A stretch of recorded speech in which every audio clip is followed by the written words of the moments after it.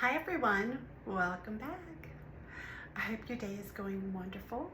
I know mine is.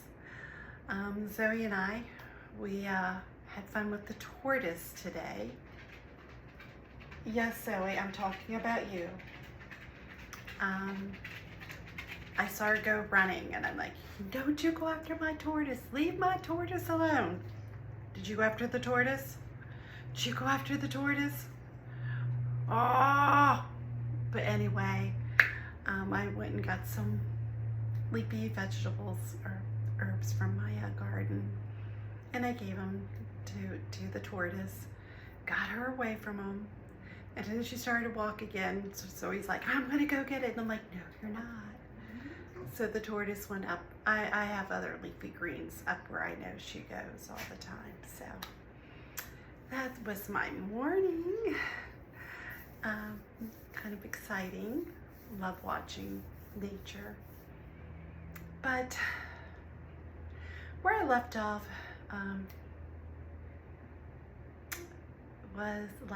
was regarding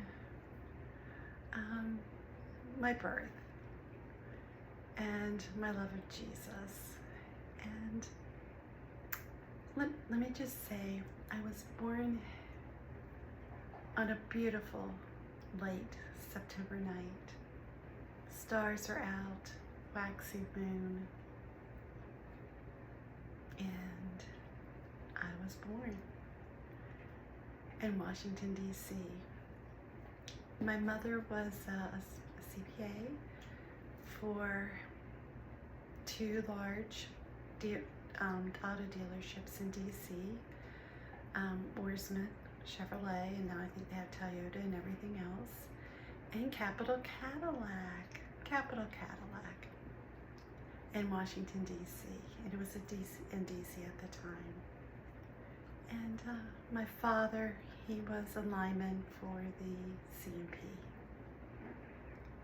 telephone company. Kind of an old name, huh? Very old. But they brought me home to a home in Rockville, Maryland. It was a little home, it was a quaint home, and it had a backyard, and in the back of the yard there was a tall fence because there was a train track there. And I love to hear trains in the night. I know there was one place we had in the mountains that we sold as part of my divorce. The divorce was, I would hear the trains going all night long, and I just loved it.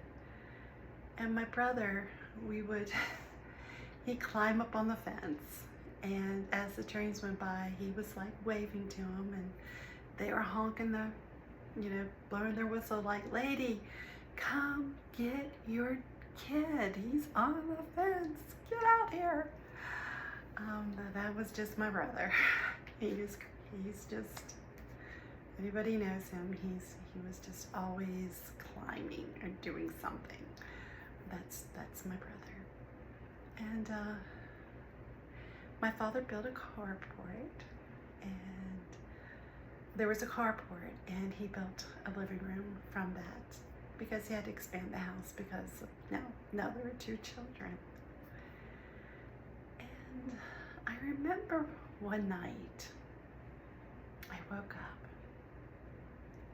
and I looked in the corner of my room, and there was this clown, just about this high, standing in the corner of my room. And the clown, he had, one side was white and one side was blue, and same with his clown hat. And it had stars all over it. And it kind of startled me. But then I just looked at it, and then I crawled out of my bed, and I walked into my parents' room, and I kind of just looked over them as they slept. And then I walked back into my bedroom. I looked in the corner, He's gone. He's gone. And I crawled back into my crib and went to sleep. Most kids would have been screaming. I'm just like, ah. And I spoke to a woman one time, that had these same type of experiences. Believe I had a visit. And she said the one thing that they always do is they leave something behind that you will remember. And a clown and a star clown suit. Yeah, that was pretty much something I would never forget.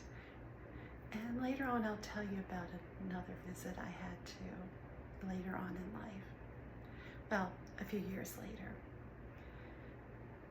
But we then moved to a small apartment building in Rockville. The heating in the house just wasn't working for my asthma. So we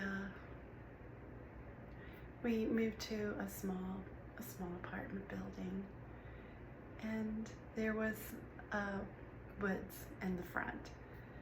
And I would just run through the woods. I was always exploring. You give me anything out in nature and I'm there. I'm always hiking through the woods or hiking trails. I just love to be outside.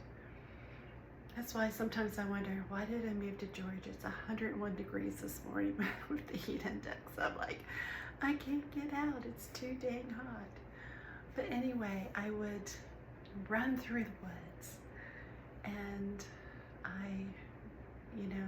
there was a golf course there, and I would drive these golfers crazy and they would come chasing me like, little girl, and they would come chasing me, and I was too fast for them. And then later on, Daddy, we had a lot of problems with babysitters at that time. And Daddy found this lady at a house. He was installing a phone. And she was looking for new employment.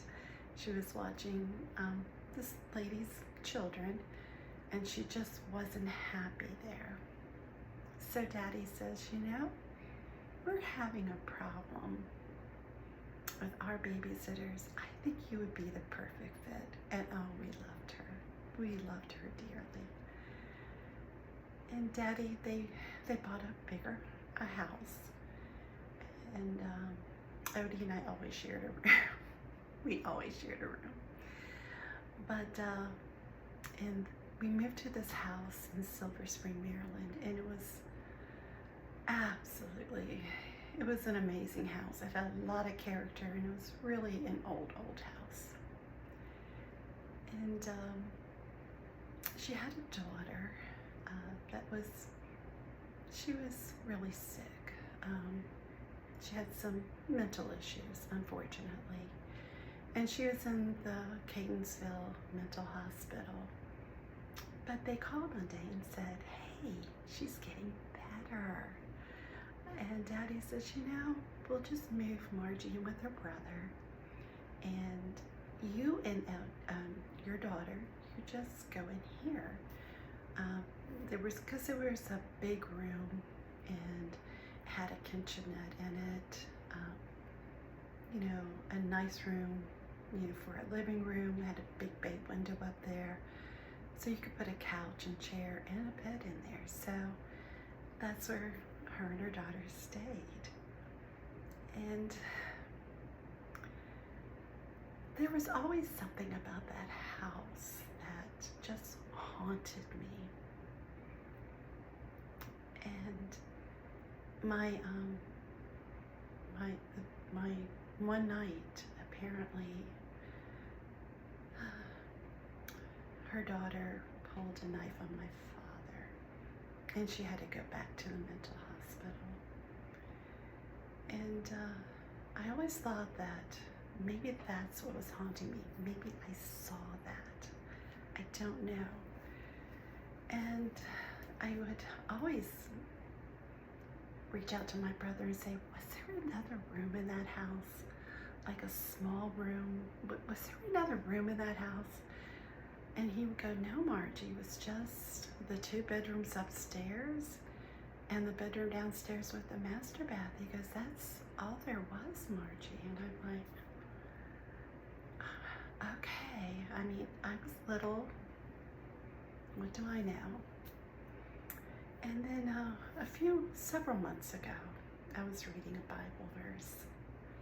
It may have been even a year ago, but I was reading a Bible verse, and well, actually, I was reading some scriptures from the Bible.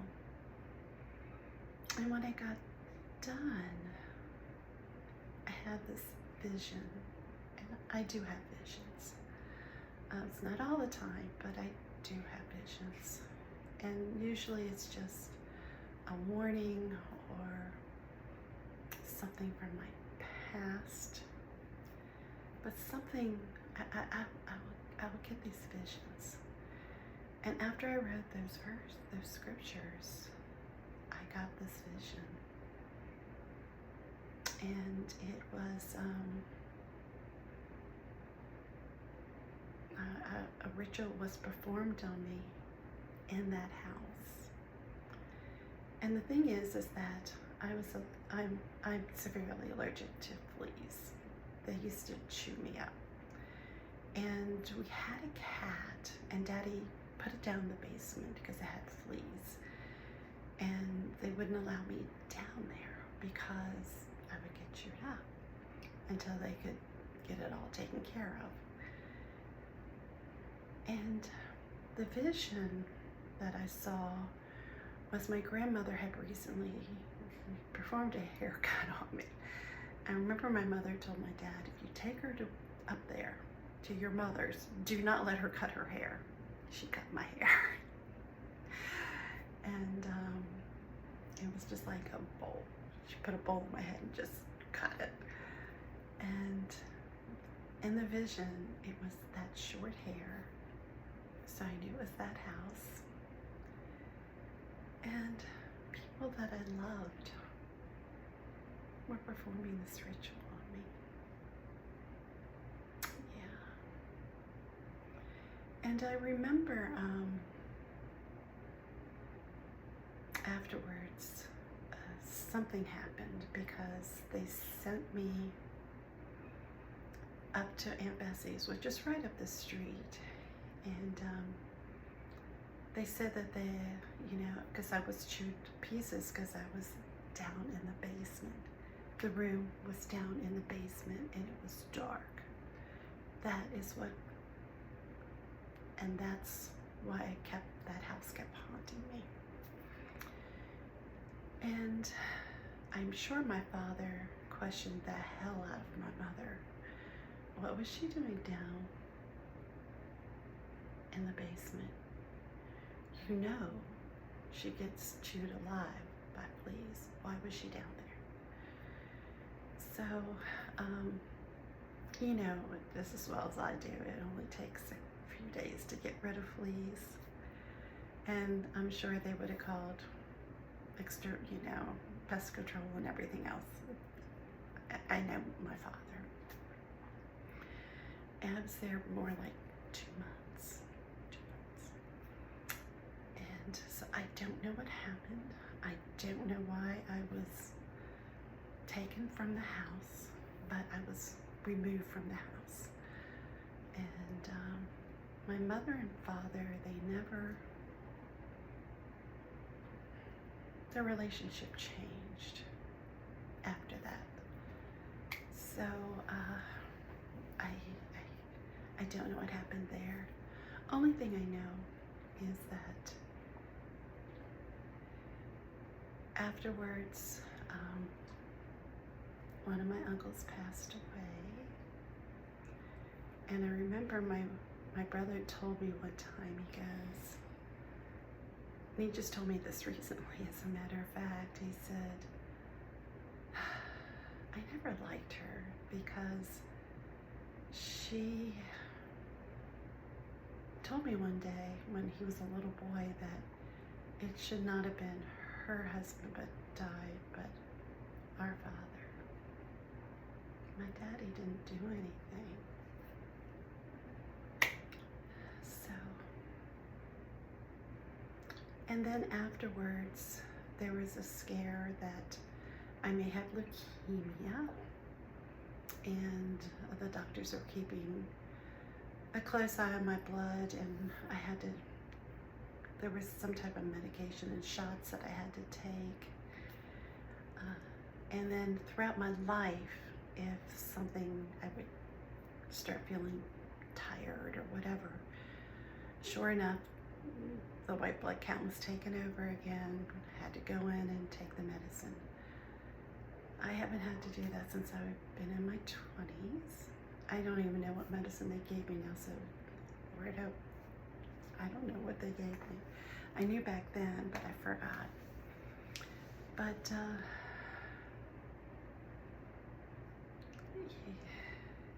as I said, I haven't had an easy life. But one thing I did out of this, I forgave everyone. As the saying goes, why did they do it? I have a pretty good idea. Back then, I would never, if I had seen that vision before I became spiritual, before I became Christ conscious, it would have been horrible. It would have destroyed me. But now that I'm Christ conscious, I understand what happened. I understand why it happened. And I just prayed to God and said, I forgive them. It's kind of like what Jesus said on the cross. Forgive them, Father, for they know not what they do. And that is truth, because I love my family, and it's hurtful that something like that would happen. Very hurtful. But I survived. I'm here. And maybe this is one of the things that threw me on a spiritual path subconsciously. Because until we start going through the awakening process, our subconscious knows everything. And there are certain things in your life that's going to trigger you. And one day, a trigger is going to happen and you're going to say, no more. Absolutely no more. And you're going to sit down. You're going to look at your whole life. And you're going to determine all the things that happened. But in order to love yourself, in order to get that weight off your chest, forgive them. Because again, it's an entity attached to them. It's demonic. It's not them. Once you understand that, you can forgive them. And also,